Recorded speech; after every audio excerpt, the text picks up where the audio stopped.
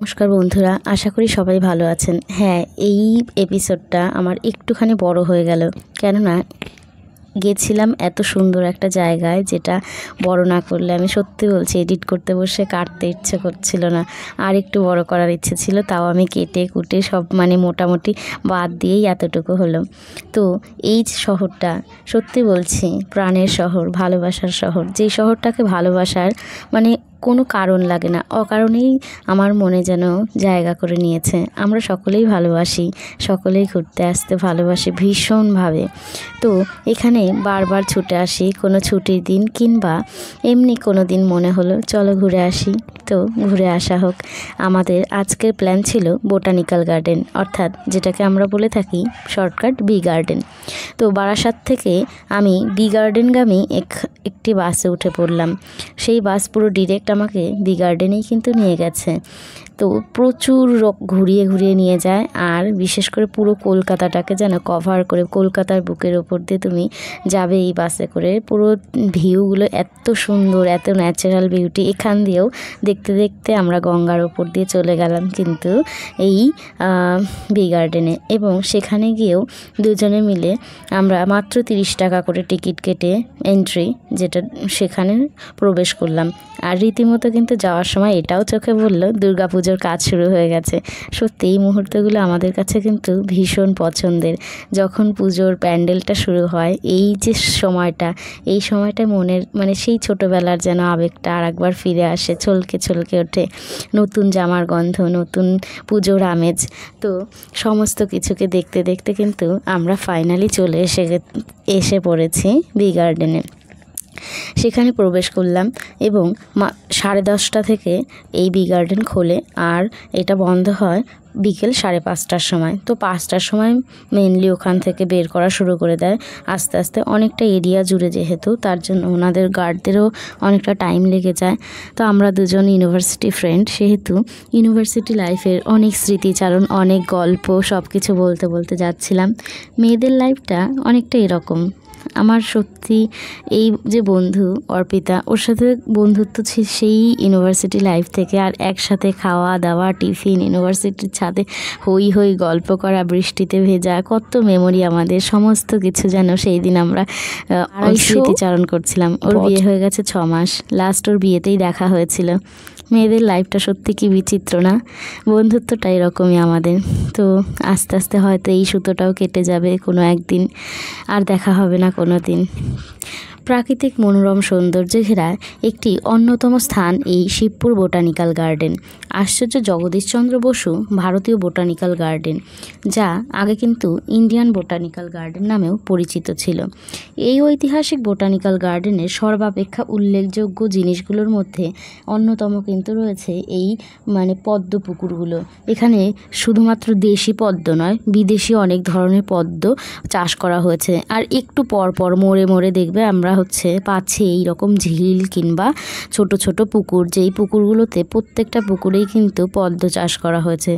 আর এই যে দুটো সাইকেল, আমরা এত হেঁটেছি, হাঁটতে হাঁটতে দেখে মনে হচ্ছিল চলো সাইকেল দুটো নিয়ে নিই, দুজনে দুটো সাইকেল চালিয়ে পুরোটা ঘুরে আসি। কেননা আমাদের হাঁটতে হবে আরও 3 কিলোমিটার হেঁটে, তবেই আমরা সেই 250 বছর ধরে ঐতিহ্যবাহী যে ইতিহাসকে ধারণ করে বটগাছ দাঁড়িয়ে আছে, তার খোঁজ পেতে গেলে আমাদের 3 কিলোমিটার পথ হেঁটে তবেই আমরা কিন্তু সেই গাছের কাছে পৌঁছাতে পারবো। তো হাঁটা শুরু করেছি রীতিমতো। যাওয়ার সময় আমরা দেখলাম 3 দিকে 3খানা রাস্তা চলে গেছে। তো আমরা পৌঁছাতে 2:30 বেজে গেছিলো। 2.5 ঘন্টা বাসের মধ্যে পুরো কলকাতাটাকে কভার করতে করতে দেখতে দেখতে আমরা এখানে যখন এসছি, আসার পরে এতটা জার্নির পরে আমাদের মনে হচ্ছিল যে আমরা শর্টকাট কিভাবে সেই বিখ্যাত গাছকে দর্শন করতে পারবো, তার সাথে সেই ঐতিহাসিক মোমেন্ট কখন হবে। কলেজ লাইফ থেকে ইচ্ছে ছিল বোটানিক্যাল গার্ডেন যাব, বাট আলটিমেটলি কিন্তু আমাদের হয়নি। তো কলেজ শেষ হয়েছে, ইউনিভার্সিটি শেষ হয়েছে, এখন আমরা পৌঁছেছি এত বছর পরে সেই গাছকে দেখার জন্য। তো অনেক বকবক করছিলাম, ভীষণ কথা বলেছিলাম দুজনে, কিন্তু ভেবেছি সেইগুলো দেবো, সেই ভয়েসগুলোও দেওয়া হয়নি এখানে, কেননা ওটা আমরা অনেক হাঁটছিলাম, হাঁটতে হাঁটতে কথা বলছিলাম, কথাগুলো প্রচুর কেটে গেছে। তো ফাইনালি আমরা সেই বটবৃক্ষের জন্য হাঁটতে হাঁটতে ক্লান্ত হয়ে মাঝপথে বসে পড়ছিলাম বয়স্কদের মতো, আবার হেঁটে উঠে পড়ে চল হাঁটি, না হলে আজকে আর পাবো না। তো এই হলো আমাদের যাত্রাপথ।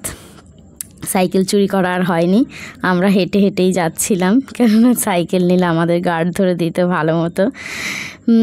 তো এইখানে যে সর্বাপেক্ষা যে গাছটাকে আমাদের দেখার যেটা প্রয়াসে এসেছিলাম, বট গাছ, সত্যি বলতে এত বছরের ঐতিহ্যকে যে ধারণ করে আছে, এত মানুষের জীবনযাপন, এত কিছু সহ্য করে মানে আসা যাওয়া, সেই গাছটা কিন্তু আজকে প্রথমবারের মতো আমাদের দেখা হলো। অনেক দিনের ইচ্ছে ছিল এটা। এই গাছটির পরিধি 330 মিটার, পুরোটা যখন সংরক্ষিত। আগে ভিতরে গিয়ে গাছের গায়ে গায়ে অনেক মানুষ কিন্তু অনেক রকমের নাম খোদাই করত, মানে নিজেদের যে এসেছিল তার স্মৃতি স্বাক্ষর হিসাবে লিখে দিয়ে যেত, তার তকমা হিসাবে। এখন কিন্তু আমরা আর সেই বটবৃক্ষের কাছে পৌঁছাতে পারি না, পুরো এরিয়াটাকে ঘেরাও করে দেওয়া হয়েছে। আর তার জন্য আমরা এটা মানে অনেকটা সেই মিউজিয়ামে গেলে যেরকম আমরা দেখতে পাই না, দূর থেকেই দেখতে হয়, সেরকম টাইপেরই এটাও আমাদের পুরো গাছটাকে একদম সংরক্ষিত করে ঘেরাও করে দেওয়া হয়েছে। ফলত আমরা বাইরে থেকেই দেখে সন্তুষ্ট হয়ে ফিরে এলাম। আমফানের সময় গাছটির অনেক রকমের ক্ষয়ক্ষতি হয়েছিল, তার জন্য প্রচুর বাঁশ দিয়ে গাছটিকে কিন্তু মানে ঠেস টাইপের দিয়ে রাখা হয়েছে। এই গাছটি শত শত ঝুড়ি বের হয়েছে, আর সেই ঝুড়িগুলোতে প্রত্যেকটা দেখে মনে হচ্ছে আলাদা আলাদা গাছ, কিন্তু না, আদতে কিন্তু কতটা এরিয়া জুড়ে গাছটা সত্যি বলতে মানে দেখে কিন্তু খুবই বিভৎস আর কত বড়। এই গাছটি ছাড়া বোটানিক্যাল গার্ডেনে কিন্তু আরও প্রচুর ধরনের গাছ আছে, রয়েছে মেহগনি, শাল, সেগুন, বট, অশ্বত্থ, শিমুল, পিয়াল, নানা প্রাকৃতিক মানে প্রজাতি বিভিন্ন ধরনের পাম গাছ, এছাড়াও দারচিনি, লবঙ্গ, তারপরে হচ্ছে জায়ফল, তেজপাতা, নানা প্রকার ঔষধি বৃক্ষও কিন্তু এখানে পাওয়া যায়।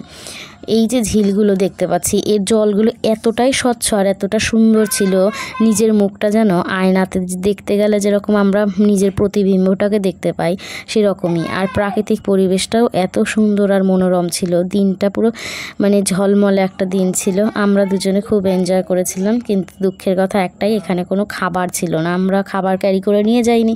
আর এখানে কোনো প্লাস্টিক যেহেতু নিতে দেয় না, তো আমরা খাবার নিয়েও যাইনি, আর আশেপাশে কোনো দোকানও পেলাম না। ফলত আমরা সারাদিন অভুক্তই ছিলাম। সেই সকালে খেয়ে এসেছিলাম, তারপরে আর কিছু খাইনি। একদম হাওড়াতে গেছি যখন, আমরা আসার সময় হাওড়া হয়ে এসেছি, তো তখন হাওড়া গিয়ে সেখানে গিয়ে একটা করে এগরোল খেয়েছিলাম, খেয়ে তারপর কিন্তু আমরা বাড়ি এসেছি। এই যে সেই গাছ, যেই গাছের কথা এতক্ষণ ধরে আমি বলেছি, তো এই সেই বিখ্যাত গাছ, যেই গাছটার মধ্যে মানে এই পরিধিটা এত বিস্তৃত আর এত বড় এরিয়া জুড়ে, আমরা কিন্তু পুরোটা একটা সাইড থেকে কভার করতে পারিনি, কিন্তু যতটা পেরেছি ততটা কিন্তু আমি আমার ভিডিওর মধ্যে দেওয়ার চেষ্টা করেছি। আপনারাও পারলে যেতে পারেন, এখানে বিভিন্ন মানে শিক্ষার্থীরা শিক্ষামূলক ভ্রমণের জন্য কিন্তু এখানে এসে থাকে। আর যেরকম স্কুল কলেজ থেকে শিক্ষক মহাশয়রা কিন্তু এখানে শিক্ষামূলক ভ্রমণের জন্য এসেছে, আমরা নিজেরাও দেখেছি। আর এখানে এন্ট্রি ফি আগেই হয়তো বলেছি 30 টাকা জনপ্রতি, সকাল 10:30 থেকে বিকেল 5:30 অবধি কিন্তু খোলা থাকে। এত সুবিশাল গার্ডেনের বিভিন্ন স্থানে স্থানে রয়েছে বিভিন্ন ছোট বড় কিন্তু এই যে পদ্মপুকুর, তারপরে বিশেষ করে জলের ব্যবস্থা রয়েছে এর ভিতরে। আর পাশ দিয়ে রয়ে গেছে কিন্তু বয়ে গেছে গঙ্গা নদী। গঙ্গা নদীর ওই দিকটা আমরা যেহেতু যেতে পারিনি, তার জন্য দেখাতে পারলাম না, কেননা আমরা যে শর্ট টাইমে গেছি আর পৌঁছেছি মেনলি, তো ওখানে আমরা যেতে পারিনি, কিন্তু যাওয়ার খুব ইচ্ছে ছিল। আর এই হচ্ছে সেই বিদেশি পদ্ম পাতা, যেটার গায়ে প্রচুর পরিমাণে কাঁটা রয়েছে। তো এটা কিন্তু কি বলবো, খুব ভয়ানক টাইপের কাঁটা রয়েছে। তো তারপরেও আমি একটুখানি জলে হাত ডুবিয়েছিলাম ওটাই। আর এই পদ্মপুকুরগুলোতে এত সুন্দর সুন্দর ফুল রয়েছে প্রত্যেকটাতে, মানে সকালের দিকে আসলে হয়তো আরও ভালো ফুলগুলোকে মানে ফুটন্ত অবস্থায় দেখা যেত। যেহেতু আমরা একটু বেলার দিকে এসেছি, তার জন্য ফুলগুলো এখন ফোটা ছিল না, এমনি ছিল, ফোটা ছিল অল্প কিছু। আর এখানে এই এই যে পুকুরটা, এটাতে শুধু বড় বড় পাতাই রয়েছে, এখানে কোনো ফুল ছিল না। এই যে একজন বাবা এসছে তার মেয়েকে নিয়ে ঘুরতে। তো এরকমই অনেকেই কিন্তু এখানে, প্রচুর দর্শনার্থীরা এখানে কিন্তু এসছে। এত বড় বড় সুবিশাল পদ্ম পাতাও আমি এর আগে কিন্তু সত্যিই বলছি কখনো দেখিনি। আর এই যে গাছটা, পুরোটা কিন্তু একটা গাছ, দেখে মনে হচ্ছে যে এক একটা আলাদা আলাদা গাছ, কিন্তু না, এই পুরোটা কিন্তু একটাই গাছ। আর এর মানে একটা সাইড থেকে আমি শুধু ভিডিওটা কভার করতে পেরেছি, আর ওই দিকেরগুলো আমি নিতে পারিনি। শ্রাবণের মেঘলা আকাশ, সাদা কালো এই যে মেঘ, আর তার মধ্যে সবুজের অরণ্য, সব কিছু মিলিয়ে যেন একটা মানে অন্যরকম পরিবেশ তৈরি হয়েছিল। আর আমাদের দুজনেরই, আমাদের দুজনেরই ভীষণ ভীষণ ভালো লেগেছে। আমাদের নিজেদের মানে কি বলবো, ফটো থেকে আমি তার জন্য মানে আমাদের নিজেরা তো আমরা অনেক ফটো তুলেছি, অনেক ভিডিওস বানিয়েছি, কিন্তু তারপরেও কিন্তু এই জায়গাটাকে খুব ভালোভাবে আমি দেখানোর চেষ্টা করেছি। আপনারাও চাইলে এখানে ঘুরতে আসতে পারেন, আশা করি ভালো লাগবে। বাচ্চাদের নিয়ে আসলে তারা অনেক কিছু শিখতে পারবে, দেখতে পারবে, সামনাসামনিভাবে অনেক গাছ সম্বন্ধে জানতে পারবে। তো শিক্ষার্থীদের শিক্ষামূলক ভ্রমণের জন্য এই শিবপুর বোটানিক্যাল গার্ডেন কিন্তু একটা অন্যতম উৎকৃষ্ট স্থান। আপনারা অনেকেই কিন্তু চাইলে এখানে ঘুরতে আসতে পারেন। বিশেষ সতর্কবার্তা হলো এটা যে এখানে বাঁশবন বলে যে জায়গাটা আছে, তো ওখানে নাকি প্রচুর পরিমাণে মানে ছেলেরা থাকে যারা হচ্ছে কিনা মানে আমাদের মতো যারা পর্যটক মানে ঘুরতে যায় তাদের কাছ থেকে পার্স নিয়ে দৌড়ে পালিয়ে যায়। তো আমরা তার জন্য আর ওই দিকটা যাইনি। ওই পুলিশ আঙ্কেল যে গার্ড ছিলেন উনি আমাদেরকে সতর্ক করলেন যে তোমরা ওই দিকে যাচ্ছ তো ওদিকে যেও না, ওদিকটায় গেলে এখন সন্ধে হয়ে আসছে, যেরকম 5টা বাজতে যায় তখন, তো অলমোস্ট, তো বললো যে ওই দিকটায় যেও না, ওই দিকটায় গেলে কিন্তু এরকম তোমাদের পার্স নিয়ে চলে যাবে, এই যে যাবে তোমরা। তো সেই জন্য সেই ভয়ে আমরা আর যাইনি। আমরা গুটি পায়ে আবার এই যে বৃক্ষের এখানে চলে এসেছি, কেননা এই দিক থেকে এক্সিট করতে হবে। তো আমরা ফাইনালি এখন বাড়ি যাব। অনেকক্ষণ সারাদিন ধরে অনেক ফটোশ্যুট করেছি, অনেক ঘোরাঘুরি হয়েছে, কিন্তু আমরা খেতে পাইনি। এখন বাইরে গিয়ে কিছু খানাপিনা করতে হবে, দেন আমাদের বাড়ি। তো দেখা হবে পরবর্তী কোনো এপিসোডে, পরবর্তী কোনো জায়গায়। ততক্ষণ ভালো থাকবেন, সুস্থ থাকবেন, নিজের যত্ন নেবেন। তো bye bye, tata, see you letter.